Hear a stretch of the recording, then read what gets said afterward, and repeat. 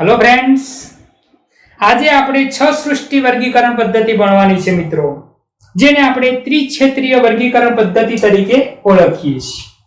તો ત્રિક્ષેત્રીય વર્ગીકરણ પદ્ધતિ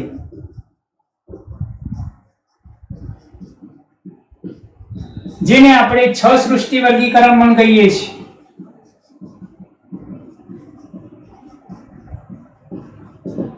तो छ सृष्टि वर्गीकरण आपनार साइंटिस्ट कार्ल व्यूज छे। कार्ल व्यूज नामना साइंटिस्टे 1990 ની અંદર छ सृष्टि वर्गीकरण पद्धति अमलમાં મૂકેલી છે। તો छ સૃષ્ટિ કઈ કઈ છે? તો આપણે RH વિટેકરની પાંચ સૃષ્ટિ વર્ગીકરણ પદ્ધતિ ભણ્યા। એ પાંચ સૃષ્ટિની અંદર જે પહેલી મોનેરા સૃષ્ટિ હતી, એ મોનેરા સૃષ્ટિમાંથી આર્કીબેક્ટેરિયાને અલગ જૂથ બનાવ્યું।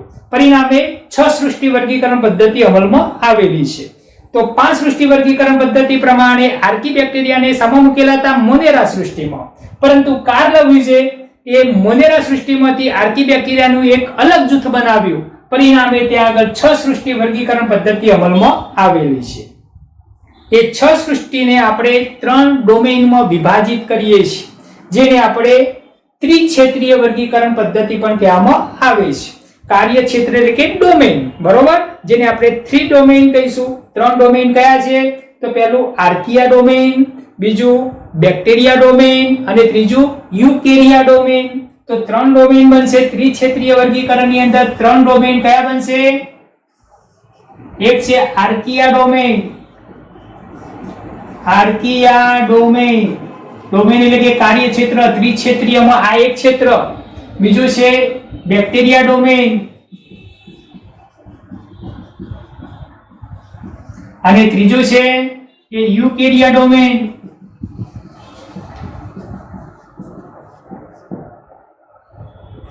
તો સાના આધારે ત્રિક્ષેત્રીય વર્ગીકરણ પદ્ધતિ કાર્લ વ્યુજે આપેલી છે?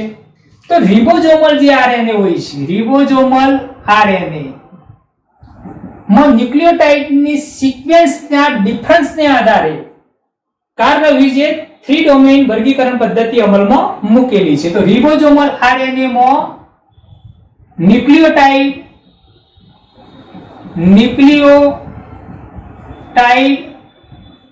ની શૃંખલાને આધારે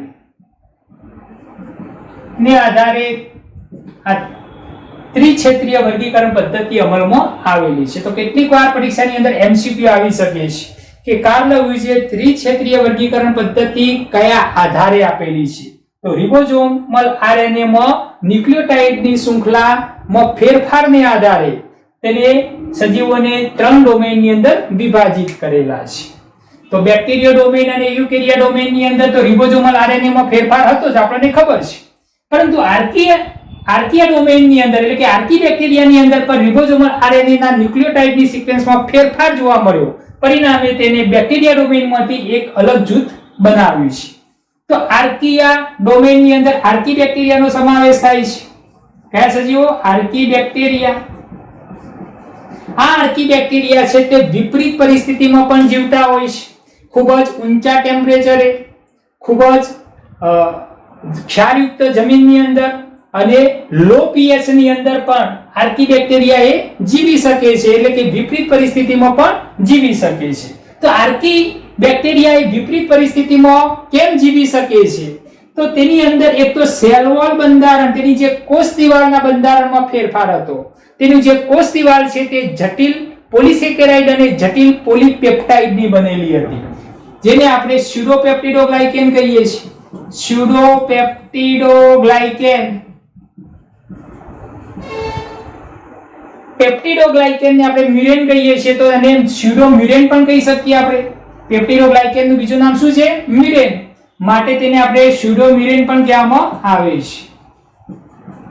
જ્યારે બેક્ટેરિયા ડોમેઇનની કોષ દિવાલ શાની બનેલી છે? તો પેપ્ટિડોગ્લાયકેન ની બનેલી છે। તો બંનેની અંદર આટલો ડિફરન્ટ હતો, પરિણામે બેક્ટેરિયા ડોમેઇનમાંથી તેને અલગ જૂથ આર્કીબેક્ટેરિયાનું બનાવ્યું। ત્યાર પછી કોષ રસપટલ। તો બેક્ટેરિયા એ આદિકોષ કેન્દ્રીય સજીવ છે, પરંતુ તેની અંદર જે કોષ રસપટલનું બંધારણની અંદર કોષરસ પટલનું જે બંધારણ એ ફોસ્ફોલિપિડનું બનેલું બાયલેયર હોય છે. ફોસ્ફોલિપિડ એક શીર્ષનો ભાગ છે, બીજી ટેલ એટલે કે પૂંછડીનો ભાગ છે. તો આવી રીતે ત્યાં આગળ તેની કોષરસ પટલ ફોસ્ફોલિપિડનું બનેલું બાયલેયર, કેટલા લેયર છે? આ એક લેયર અને આ બીજું લેયર, તો બાયલેયરમાં હોય છે. ફોસ્ફોલિપિડનું બનેલું હોય છે, જેમાં એક શીર્ષનો ભાગ, આ ટેલનો ભાગ, આ શીર્ષનો ભાગ, આ ટેલનો ભાગ હોય છે. પરંતુ આર્કિયા ડોમેનની અંદર એટલે કે આર્કી બેક્ટેરિયાનું કોષરસ પટલ એ મોનોલેયરમાં હોય છે. કેવી રીતે હોય છે? મોનોલેયર એટલે કે અહીંયા આગળ બાયલેયર હોતું નથી. ખ્યાલ આવી ગયો? તો આ બેને જે ટેલનો ભાગ છે તે એકબીજા સાથે જોડાઈ જાય છે, પરિણામે શું બને છે મિત્રો? મોનોલેયરનું નિર્માણ થાય છે. તો બેક્ટેરિયા ડોમેનની અંદર બાયલેયર હતું, અહીંયા આગળ ટેલનો ભાગ એકબીજા સાથે જોડાઈ જાય છે, પરિણામે અહીંયા મોનોલેયરનું નિર્માણ થાય છે. અને કોષરસ પટલ એ મોનોલેયરમાં આવેલું હોય છે, માટે જ આર્કી બેક્ટેરિયા એ વિપરીત પરિસ્થિતિમાં પણ જીવી શકે છે. તો આ બીજું કારણ. ત્રીજું, ફેટી એસિડની જે શૃંખલા. ત્રીજું, ફેટી એસિડ. તો આર્કિયા ડોમેનની અંદર ફેટી એસિડ ની શાખિત શૃંખલા આવેલી હોય છે, શાખિત શૃંખલા હોય છે, જ્યારે બેક્ટેરિયા ડોમેનની અંદર અશાખિત શૃંખલા આવેલી હોય છે.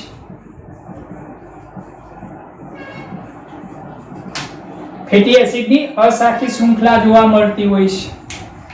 ચોથું reason, ribosomal RNA. Ribosomal RNA માં 16S ribosomal RNA, 16S ribosomal RNA ના ન્યુક્લિયોટાઇડની સિક્વન્સની અંદર ફેરફાર હતો, પરિણામે કાર્લ હ્યુઝે બેક્ટેરિયા ડોમેનમાંથી આર્કિયા ડોમેનનું અલગ જૂથ બનાવ્યું. તો 16S રિબોઝોમલ આરએનએ ના ન્યુક્લિયોટાઇડ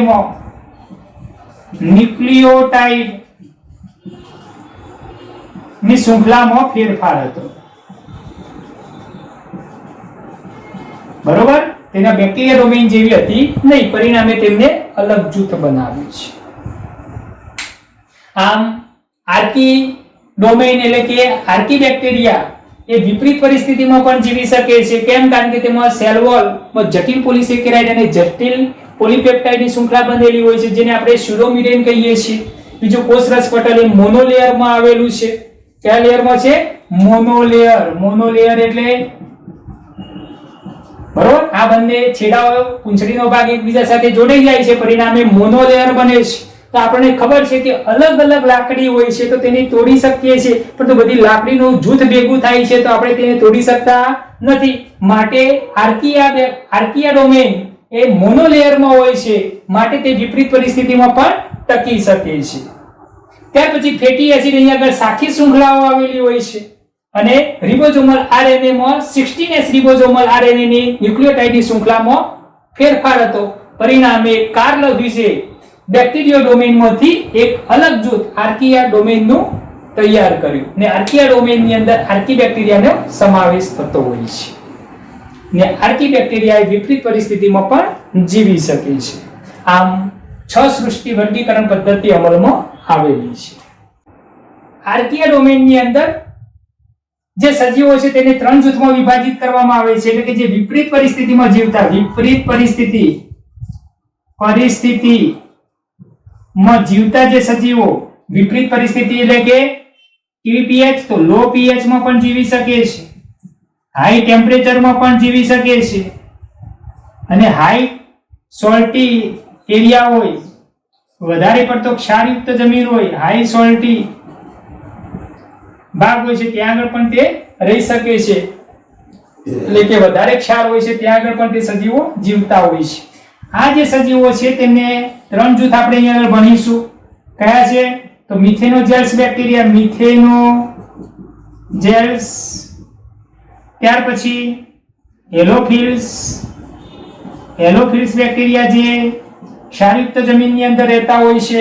મિથેનોજેલ્સ એ પ્રાણીઓના અમાશયની અંદર વિપરીત પરિસ્થિતિમાં પણ રહી શકે છે.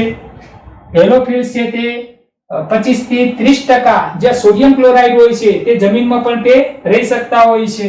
અને ત્રીજા છે તે થર્મો એસિડોફિલ્સ.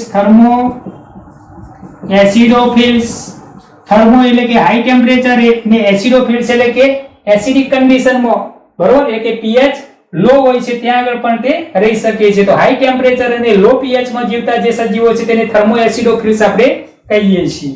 તો આ વિપરીત પરિસ્થિતિમાં જીવતા જે આર્કીબેક્ટેરિયાના આપણે અલગ અલગ 3 ભાગમાં વિભાજિત કર્યા. મિથેનોજેન્સ, બીજા છે હેલોફિલ્સ અને ત્રીજા છે થર્મો એસિડોફિલ્સ. તો આના વિશેનો આપણે એક વિડિયો ડિટેલમાં તૈયાર કરીશું જે આર્કીબેક્ટેરિયા ઉપર આપણે બનાવીશું. Thank you.